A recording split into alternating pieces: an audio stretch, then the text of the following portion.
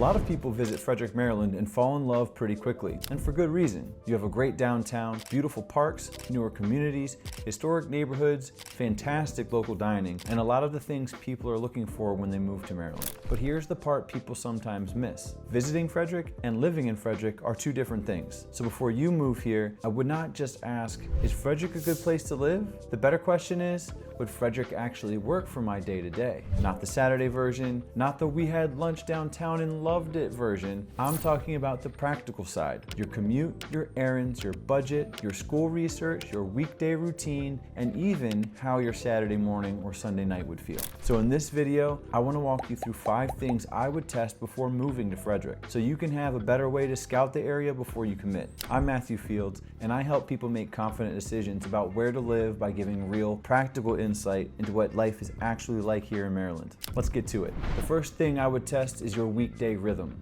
Downtown Frederick makes a great first impression, and it's easy to think, yeah, I could live here. But each area brings something different to the table, and the version of Frederick you choose can completely change how you go about each day. So walk yourself through a normal week. What road would you be driving every morning? Would you be walking anywhere or driving almost everywhere? Would your evenings feel easy? Or would even simple errands start to feel like a hassle? And when you don't feel like cooking, where would you realistically go for a quick dinner? This is what I would call the Tuesday test, because almost every place looks good on a beautiful Saturday, but Tuesday tells the truth. If you're living near downtown Frederick, maybe your Tuesday includes walking to Market Street, Carroll Creek, or Baker Park. If you're in Ballinger Creek, your typical weekday might feel more convenience-driven, running errands around Westview, stopping by Costco, grabbing groceries, and having quick access to I-270 or I-70. If you're in Urbana, your routine might revolve around community amenities, trails, the library, the YMCA, and neighborhood activities. And if you're in Middletown, maybe the appeal is a quieter pace, mountain views, and coming home to something that feels a little more peaceful. None of these are better across the board, they're just different. And the right Frederick lifestyle is the one that fits your actual routine.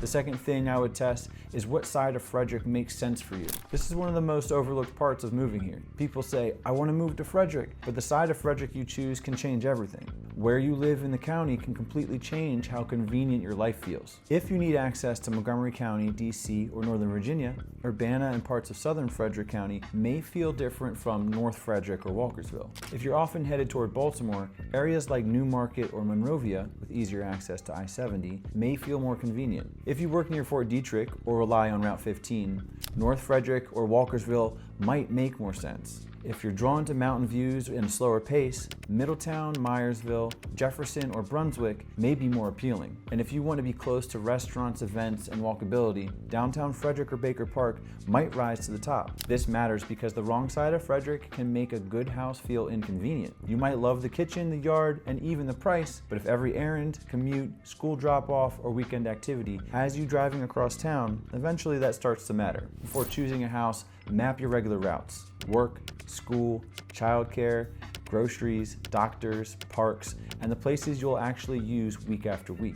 Then look at which areas make those routes simpler, because in Frederick, location is not just about distance, it's also about direction. The third thing I would test is the real monthly cost, not just the home price. This is important because 2 homes can look similar online, but feel different once you factor in the full picture. Inside Frederick City, you may be closer to downtown, events, restaurants, parks, and that historic small city feel, but depending on the property, you'll also want to think about things like city taxes, parking, older home maintenance, lot size, and whether the home has been updated. Outside the city, you may find more space, newer homes, different tax considerations, or a quieter setting. But you may also be relying more on your car, and in some communities, HOA fees can be a meaningful part of the monthly payment, especially in planned communities, with pools, trails, clubhouses, lakes, beaches, or other amenities. Those amenities can be a major lifestyle benefit, but they're not free. So when you're comparing homes, don't only compare the list prices. Think through the full lifestyle cost: property taxes,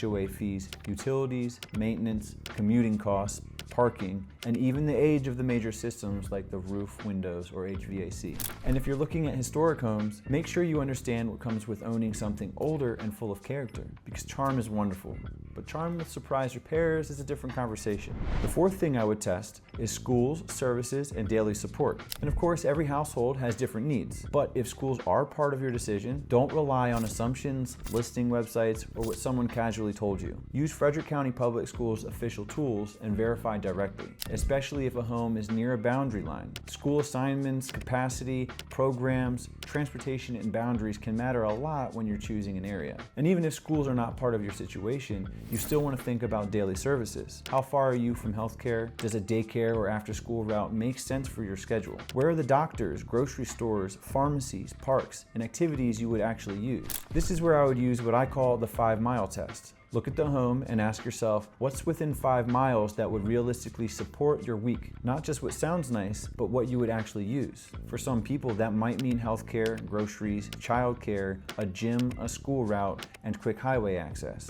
And for someone else, it might be being close to downtown Frederick, Carroll Creek, Baker Park, restaurants, and events. This is where Frederick can surprise people because the county gives you a lot of choices, but those choices are spread out. So make sure the area around the house supports the practical side of your life. The 5th thing I would test is whether you want established or evolving. This is a big one in Frederick right now. Some parts of Frederick feel established. You have mature trees, familiar roads, built-out parks, and shopping that is already there. The neighborhood has had time to develop its rhythm. Other areas are still evolving. New neighborhoods are being built, retail is expanding, road patterns may change, and some amenities may be planned but not finished yet. Neither option is automatically better. Some people love an established neighborhood because they can clearly see what they're buying into. They know what the streets feel like, where the parks are, and what daily life looks like right now. Other people like being part of a growing area because they want newer homes, modern layouts, more amenities, and the possibility of future convenience as retail and services continue to follow the growth.